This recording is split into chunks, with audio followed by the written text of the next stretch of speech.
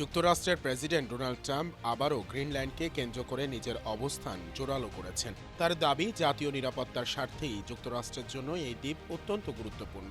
এ লক্ষ্য বাস্তবায়নে তিনি লুইজিয়ানা অঙ্গরাজ্যের গভর্নর জেফ লেন্ডিকে গ্রিনল্যান্ড বিষয়ক বিশেষ দূত হিসেবে নিয়োগ দিয়েছেন। ট্রাম্পের ভাষ্য অনুযায়ী আর্কটিক অঞ্চলে রাশিয়া ও চীনের নৌযান চলাচল বাড়ছে, যা যুক্তরাষ্ট্রের নিরাপত্তার জন্য উদ্বেগজনক। ফ্লোরিডার বাম বিচে সাংবাদিকদের সঙ্গে আলাপে ট্রাম্প বলেন, গ্রিনল্যান্ডের উপকূলে সর্বোচ্চ রাশিয়া ও চীনের উপস্থিতি চোখে পড়ে। তাই এটি কেবল খনিজ সম্পদের প্রশ্ন নয়, বরং সামরিক ও কৌশলগত নিরাপত্তার বিষয়। তার এই বক্তব্য আন্তর্জাতিক অঙ্গনে নতুন করে আলোচনা ও বিতর্ক সৃষ্টি করেছে। তবে ট্রাম্পের এই উদ্যোগকে সরাসরি প্রত্যাখ্যান করেছে ডেনমার্ক ও গ্রিনল্যান্ড। এক যৌথ বিবৃতিতে ডেনমার্কের প্রধানমন্ত্রী ও গ্রিনল্যান্ডের প্রধানমন্ত্রী স্পষ্ট করে বলেন, গ্রিনল্যান্ডবাসীর এবং কোনো দেশ জোর করে বা নিরাপত্তার অজুহাতে তা দখল করতে পারে না।